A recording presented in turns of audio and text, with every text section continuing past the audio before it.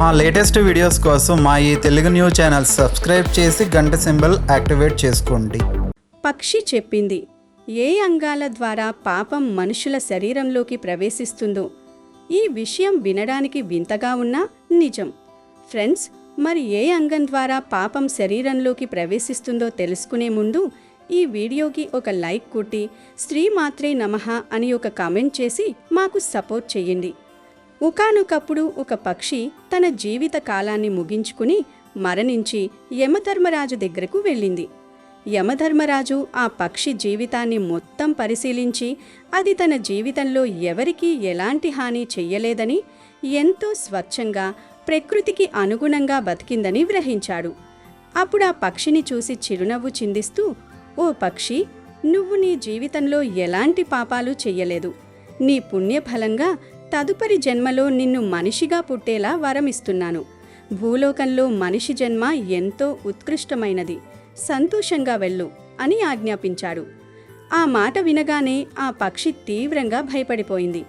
వెంటనే యమధర్మరాజు పాదాలపై పడి, వద్దు మహాప్రభు, దయచేసి నాకు ఆ మనిషి జన్మ మాత్రం వద్దు. ఈ సృష్టిలో అన్నిటికంటే అత్యంత పాపాత్ములు మనుషులే.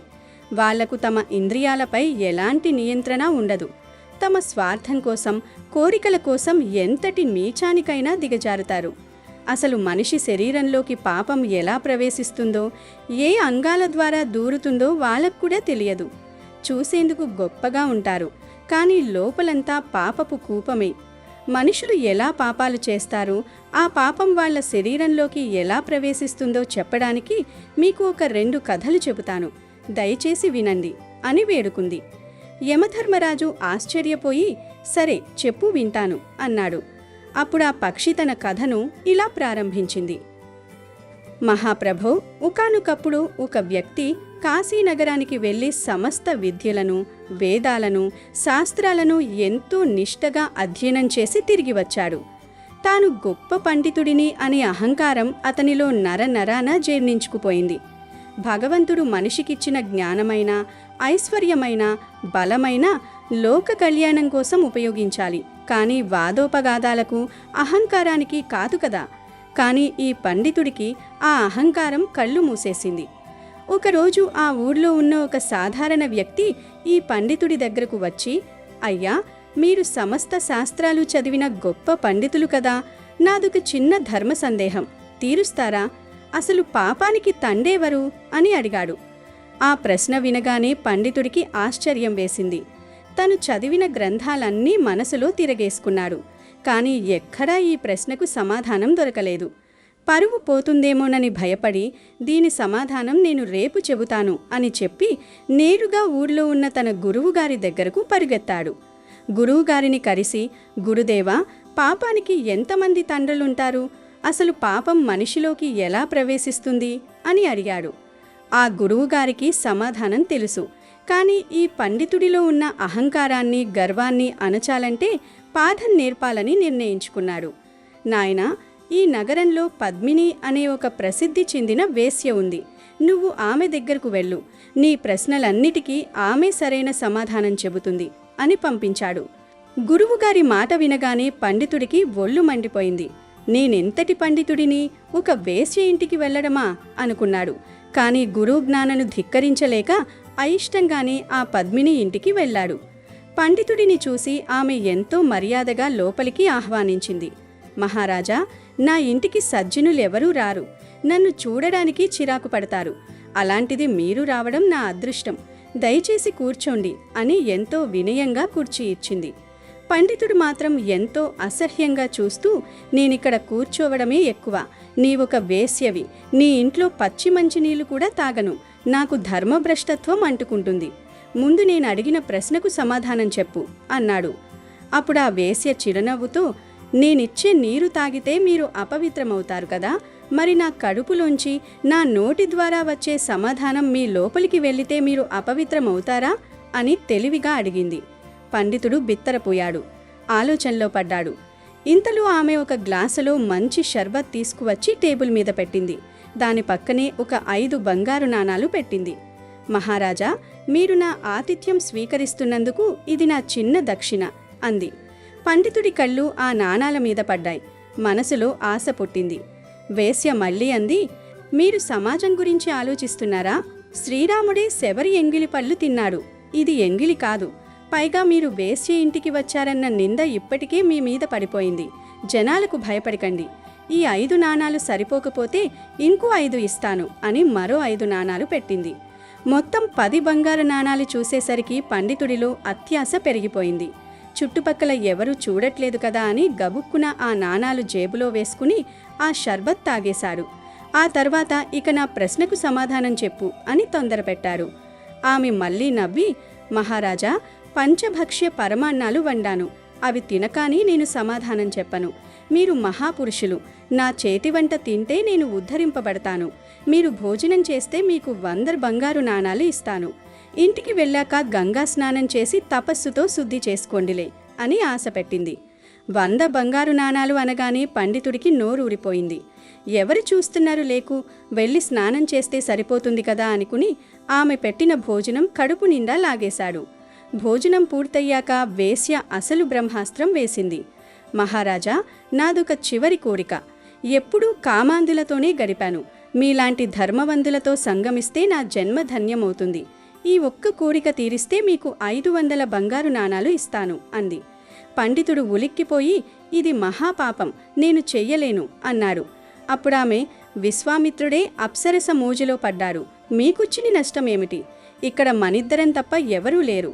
500 తక్కువైతే ఏకంగా 5000 బంగారు నాణాలు ఇస్తాను అని కుప్పగా పోసింది. 5000 బంగారు నాణాలను చూసేసరికి పండితుడిలో ఆశ, కామం కట్టలు తెంచుకున్నాయి. వెంటనే ఆమెతో సంభోగానికి సిద్ధపడిపోయాడు. ఆ తర్వాత, ఇప్పుడు చెప్పు, పాపానికి తండ్రులు ఎంతమందో అని అడిగాడు. అప్పుడు ఆ వేశ్య గట్టిగా నవ్వి, ఇంకా అర్థం కాలేదా పండితరాజా? నేను మీతో సంభోగించి మిమ్మల్ని పతితుణ్ణి చేయాలనుకోవడం లేదు. నేను మీ ఇంటికి వచ్చినప్పటి నుండి మీ ప్రశ్నకు సమాధానం ఇస్తూనే ఉన్నాను. పాపానికి ఒక తండ్రి కాదు, కోట్లల్లో తండ్రులున్నారు.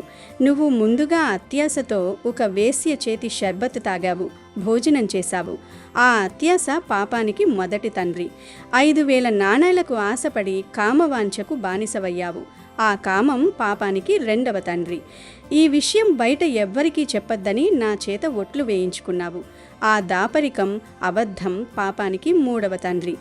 రేపు జనాలు అడిగితే వాళ్లకు కళ్ళబొల్లి కబుర్లు చెబుతావు. ఆ మోసం 4వ తండ్రి.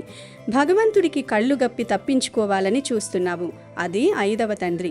ఇలా మనిషి మనసులో పుట్టే కోరికల వల్ల అబద్ధాలు ఆడటం, దొంగతనం చేయడం, కోపగించుకోవడం, ఈర్ష్యపడటం, కామాంధులా అవ్వడం, ఇతరులను హింసించడం, దూషించడం, అహంకారం చూపించడం వంటి అనంతమైన కర్మలు చేస్తాడు. ఇవన్నీ పాపానికి తండ్రులే. పాపం అనేది ఎక్కడో బయట ఉండదు. ముందుగా కళ్ళ ద్వారా, చెవుల ద్వారా మనిషి లోపలికి ప్రవేశించి ఆ తర్వాత మనసులో తిష్ట వేసుకుని కూర్చుంటుంది. ఇంద్రియాలను అదుపు చేసుకోలేని ప్రతివాడు పాపాత్ముడే అని అసలు జ్ఞానాన్ని బోధించింది. అప్పుడు పండితుడి అహంకారం అణిగిపోయి తప్పు తెలుసుకుని ఆమెకు నమస్కరించి వెళ్ళిపోయాడు అని పక్షి కథ చెప్పి, మహాప్రభు, యమధర్మరాజా, చూశారు కదా, సమస్త వేదాలు చదివిన పండితుడే తన ఇంద్రియాలను అదుపు చేసుకోలేక ఆశకు బానిసై వేశ్య ఇంట్లో పాపానికి తల ఉంచాడు. ఇక మనుషులు తాము చాలా పవిత్రులమని ఎలా భ్రమపడతారో, పాపమనేది తమ శరీరంలోని అంగాల ద్వారానే ఎలా దూరుతుందో తెలుసుకోవడానికి ఇంకొక కథ చెబుతాను, వినండి. పూర్వం ఎంతో విశాలమైన, సుసంపన్నమైన దేశాన్ని పరిపాలించే సత్యవర్మ అనే ఒక గొప్ప మహారాజు ఉండేవాడు. ఆయన పేరుకు తగ్గట్టుగానే చాలా గొప్ప ధర్మప్రభువు అని పేరుగాంచాడు. నిత్యం తన రాజ్యంలో ఉన్న పేదలకు, ఆపదలో ఉన్నవారికి ఎన్నో దాన ధర్మాలు, అన్నదానాలు చేసేవాడు. తన రాజ్యంలోని ప్రజలందరినీ తన సొంత కన్నబిడ్డల్లా అత్యంత ప్రేమతో చూసుకునేవాడు. అలాంటి రాజుకు, నా మనసు ఎంతో స్వచ్ఛమైనది, నేనెప్పుడూ ఎవరికి ఏ చిన్న హాని కూడా తలపెట్టలేదు, నా చేతులారా తెలిసి తెలిసి ఏ పాపము చేయలేదు అని ఆయనకు తన పవిత్రత మీద, తన ధర్మవర్తన మీద తనకు చాలా గట్టి నమ్మకం, కాస్త గర్వం ఉండేవి. కానీ అంతటి మహారాజుకు కొంతకాలంగా రాత్రిలు పరుపుల మీద పడుకున్నా సరిగ్గా నిద్ర పట్టడం లేదు. ప్రతి రాత్రి నిద్రలేమితో బాధపడేవాడు. అతని మనసులో ఏదో తెలియని భయం, చెప్పదేని అశాంతి, గుండె మీద ఎవరో ఒక పెద్ద బండరాయి పెట్టినట్లుగా, భారం పెట్టినట్లుగా అనిపించడం మొదలైంది. నేను ఎప్పుడూ ఎవరికీ ఎలాంటి కీడు చేయలేదే, ప్రతిరోజు ఎన్నో దానధర్మాలు చేస్తున్నాను కదా, మరి నాకు ఈ అశాంతి ఎందుకు కలుగుతోంది? నేను పసిగట్టలేని పాపం, నాకు తెలియకుండా జరిగిన ఘోరం ఏదో నన్ను వెన్నంటి వెంటాడుతున్నట్లు అనిపిస్తోంది.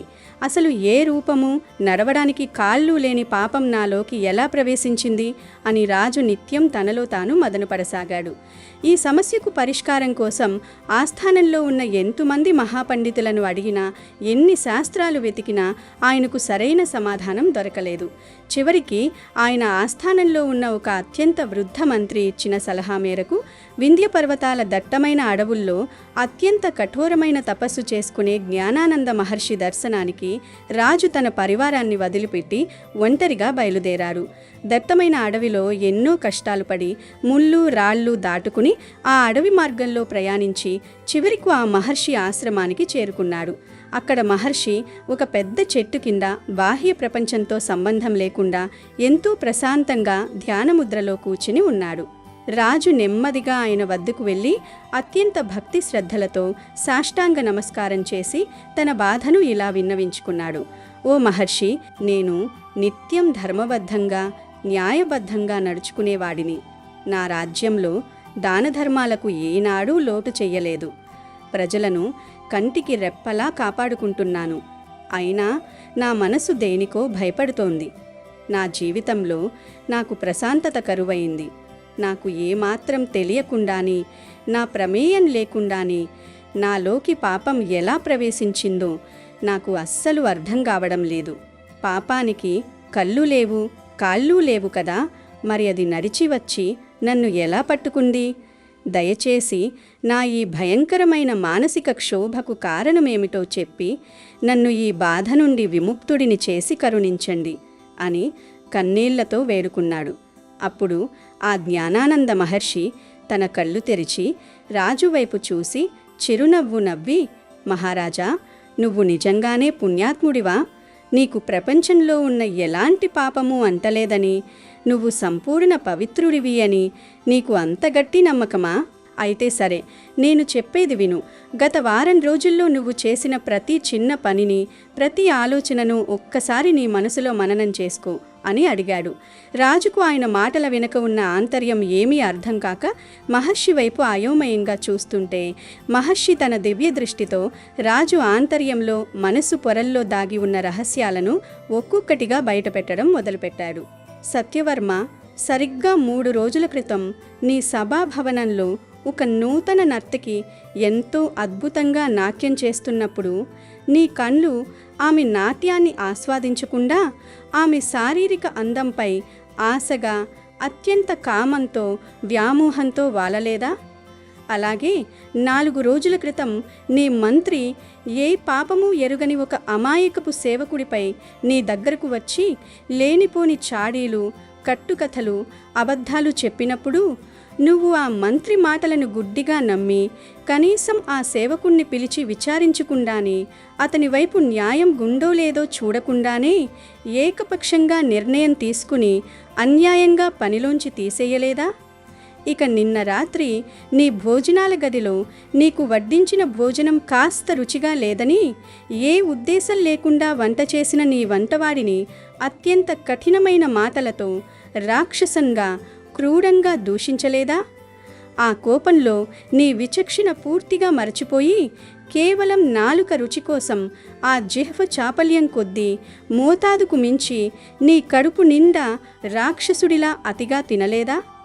ఆ మొన్న పొరుగుదేశపు రాజు నీతో వ్యాపారం కోసం పంపిన భారీ కానుకలకు, అంటే చట్టవిరుద్ధమైన లంచానికి ఆశపడి నీ కళ్ళతో చూస్తూ నీ చేతులతోనే ఏమాత్రం సిగ్గు లేకుండా ఆ వ్యాపార ఒప్పందంపై సంతకం చేయలేదా?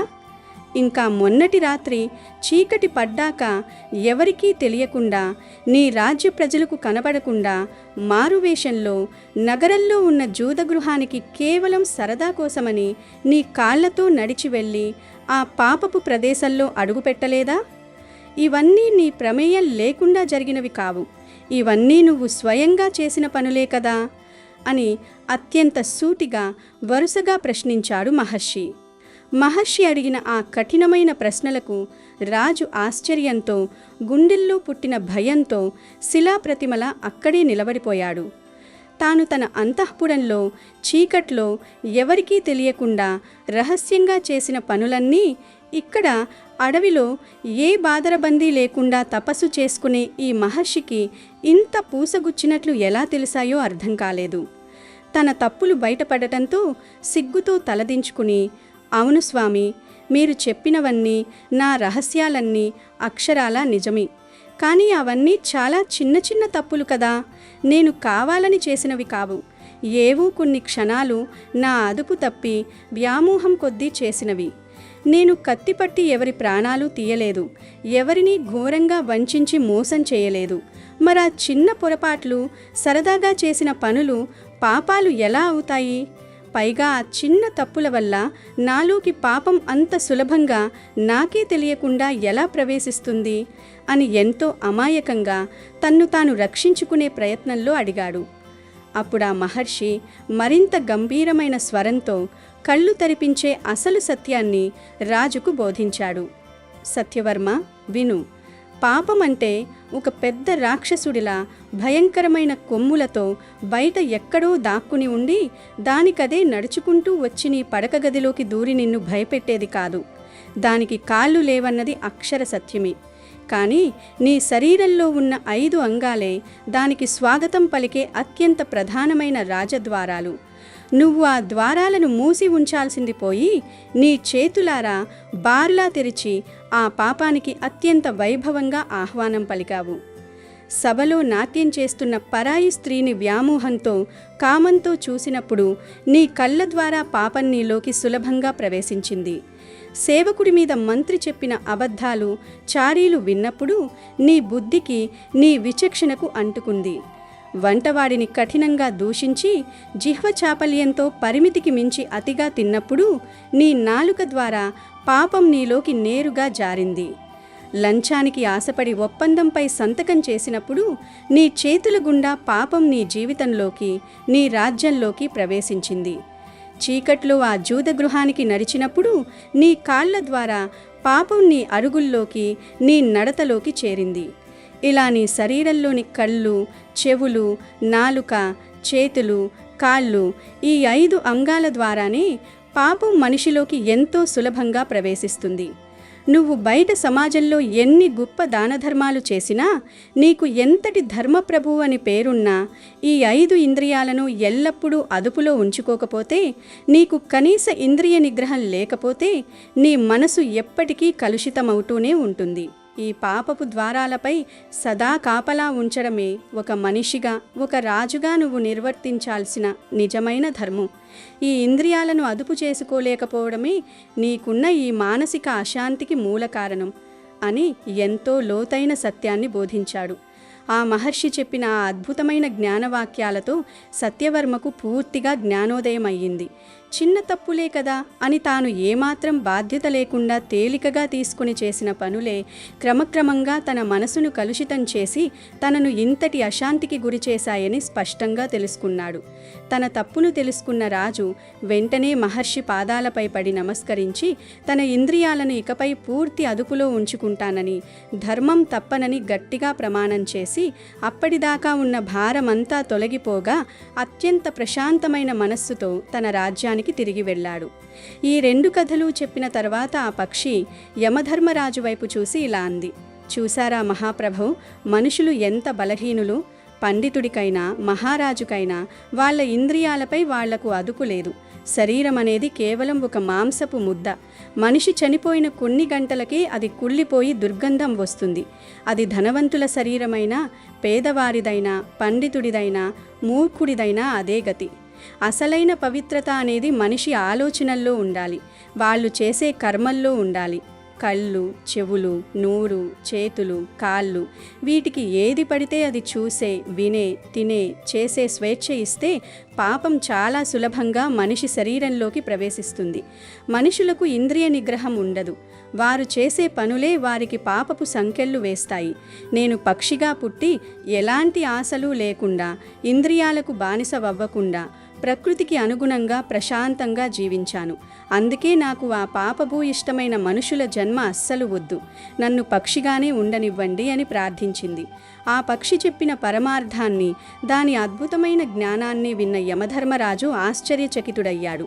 మనుషులకే సాధ్యం కాని మహా ఇంద్రియ నిగ్రహం, పాపపుణ్యాల పట్ల ఇంతటి స్పష్టమైన అవగాహన ఆ చిన్న పక్షికి ఉండటం చూసి ఆయన మనస్సు సంతోషంతో నిండిపోయింది.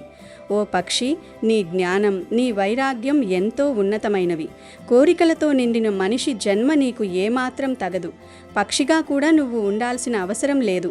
నీ పవిత్రతకు, జ్ఞానానికి మెచ్చి నిన్ను ఒక దివ్యమైన దేవతగా మారుస్తున్నాను. ఇక్కడి నుంచి నువ్వు నేరుగా స్వర్గలోకానికి వెళ్ళిపో అని యమధర్మరాజు వరమిచ్చాడు. ఆ మరుక్షణమే ఆ పక్షి దేహం నుండి అద్భుతమైన దివ్య తేజస్సు వెలువడి అది ఒక అందమైన, స్వచ్ఛమైన దేవత రూపంలోకి మారిపోయి యమధర్మరాజుకు కృతజ్ఞతలు తెలుపుతూ స్వర్గలోకానికి పయనమైంది. ఇంద్రియ నిగ్రహమే మనిషికి, ప్రాణికి అసలైన దైవత్వాన్ని ప్రసాదిస్తుందని ఈ కథ నిరూపిస్తుంది. ఫ్రెండ్స్, ఈ కథ మీకు నచ్చితే తప్పక ఈ వీడియోకి ఒక లైక్ కొట్టి శ్రీమాత్రే నమః అని కామెంట్ చేయండి. అమెజాన్లో బెస్ట్ డిస్కౌంట్స్ కోసం వీడియో డిస్క్రిప్షన్లో లింకు ఉంది, చూడండి. అలాగే మా టెలిగ్రామ్ ఛానల్ సబ్స్క్రైబ్ చేసుకోండి.